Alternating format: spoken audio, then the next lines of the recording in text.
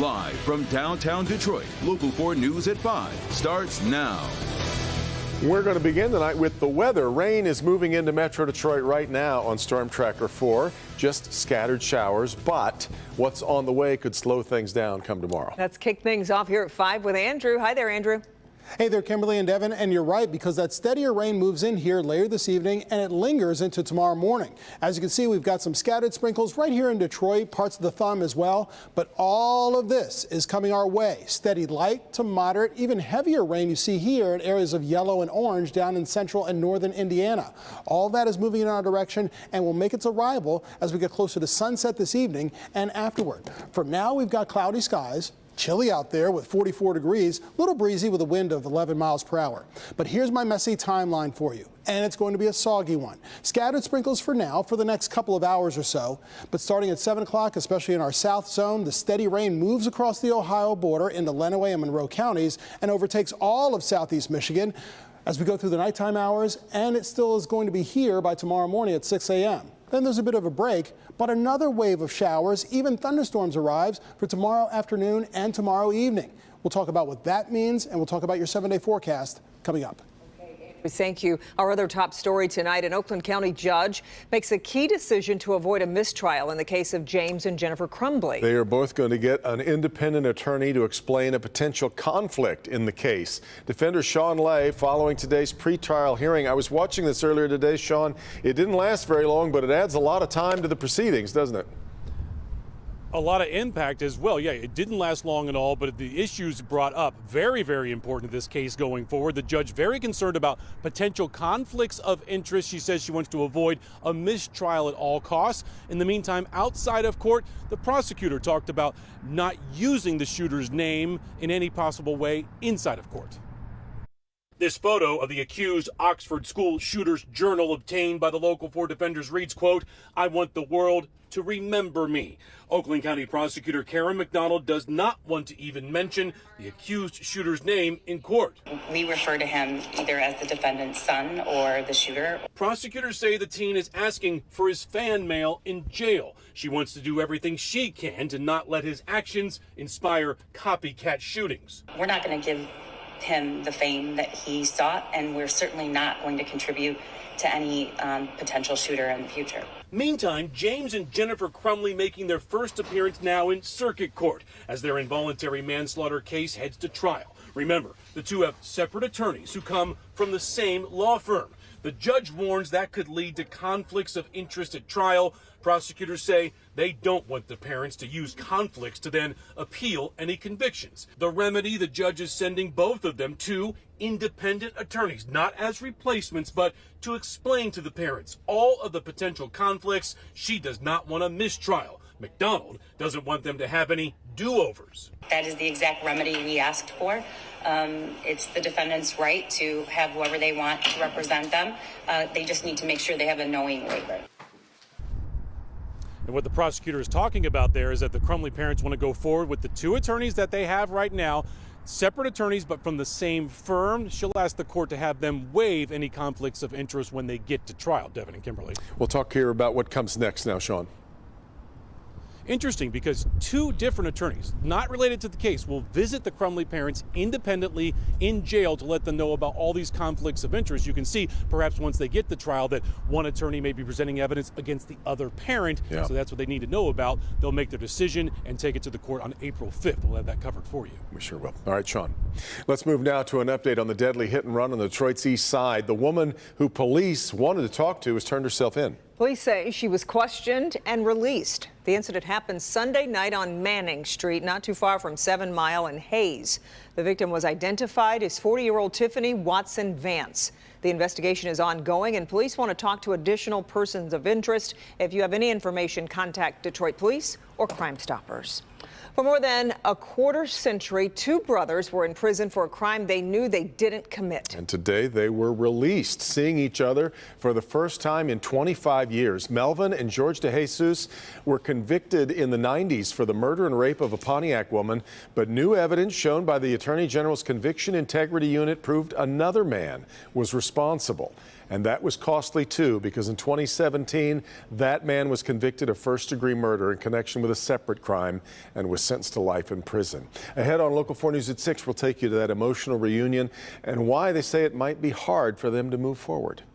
Judge Ketanji Brown Jackson's Supreme Court confirmation hearing getting contentious today as senators began their first round of questions. While some Senate Republicans are trying to paint Judge Jackson as soft on crime, her historic confirmation to serve as the first black woman on the nation's highest court is almost certain, with Democrats in the majority. Alice Barr has the latest from Washington. Judge Jackson's confirmation would be history-making in more than one way. She would be the first former federal public defender to serve on the Supreme Court. Several Republicans see that as being soft on crime, while she says the first-hand experience is a strength. Justice Jackson. Tough questions. Why would you do something like that? And nods to history. The first black woman to be nominated following 115 justices. In day one of questioning and confirmation hearings for Supreme Court nominee Judge Ketanji Brown Jackson, who repeatedly described herself as impartial. I don't think that anyone can look at my record and say that it is pointing in one direction or another. The judge's background as a public defender, including representing inmates at Guantanamo Bay, getting a lot of scrutiny. We're at war. We're not fighting a crime. So I hope they all die in jail if they're going to go back and kill Americans. Several Republican senators trying to paint Judge Jackson as soft on crime, accusing her of being lenient in child pornography cases. Judge Jackson forcefully rejected that. I impose a significant sentence and all of the additional restraints that are available in the law. As I understand how significant, how damaging, how horrible this crime is. She noted several of her family members have served in law enforcement. We have to have people being held accountable for committing crimes, but we have to do so fairly under our Constitution. Democrats likely have the votes to confirm Judge Jackson on their own. While that would not change the court's 6-3 conservative leaning, it would make her the first black woman on the nation's highest court, a step Judge Jackson hopes would open doors for future generations. Judge Jackson declined to answer whether she supports adding more justices to the Supreme Court, saying that judges should not be speaking to political issues. In Washington, Alice Barr, Local 4. And a full Senate vote is expected sometime by mid-April. Several homes in Hamtramck caught fire this afternoon. Happened off Prescott Street near Conant just after 1 o'clock. The strong winds caused nearby homes to catch fire. Fire department says only one of the homes is completely destroyed, and fire officials say no injuries have been reported. That's good, but they are still trying to figure out what started the fire. Michiganders voted to legalize recreational marijuana back in 2018, but as it stands now, this much time later, the city of Detroit still doesn't have a finalized plan for businesses to sell it. It's been caught up in court battles over who specifically should be allowed to profit from it, but that all came to a head today at Detroit City Council. Priya Mann is live tonight, and Priya, there are a lot of frustrations surrounding this issue. Yeah, that's right, Kim, Devin. You know, a lot of folks expected Detroit City Council to vote on this recreational marijuana ordinance today. However, they made several amendments, so it's going to require another public hearing. For business owners who wanted to open up recreational pot shops in Detroit, they're going to continue to wait. There's no 100% right in this situation. It can't be.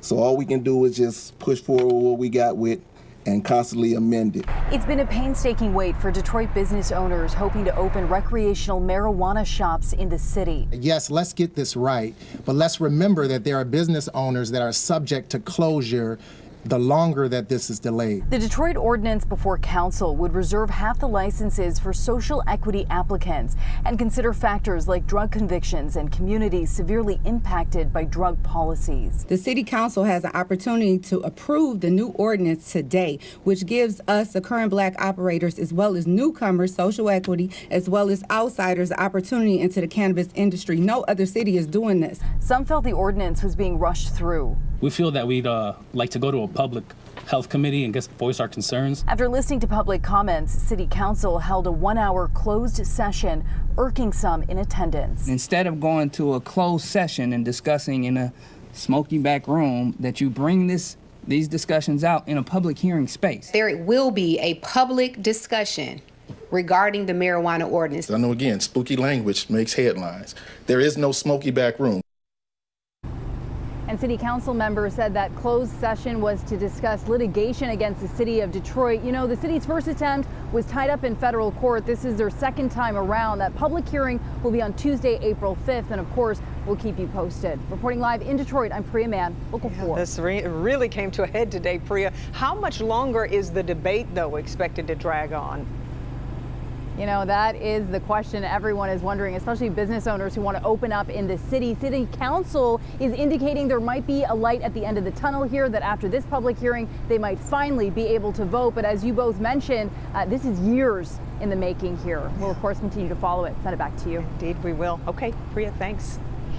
In Grand Rapids, the federal trial continued today for the 4 men accused of plotting to kidnap Governor Whitmer. The defense pressed a key informant known as Big Dan on his texts with the FBI. He had initially joined the Wolverine Watchmen, a militia group, in March of 2020, but he reached out to police after he says he was hearing of potential threats against law enforcement. Then a week later, the FBI contacted him and he became an informant. Cross-examinations are going to continue over these days to come.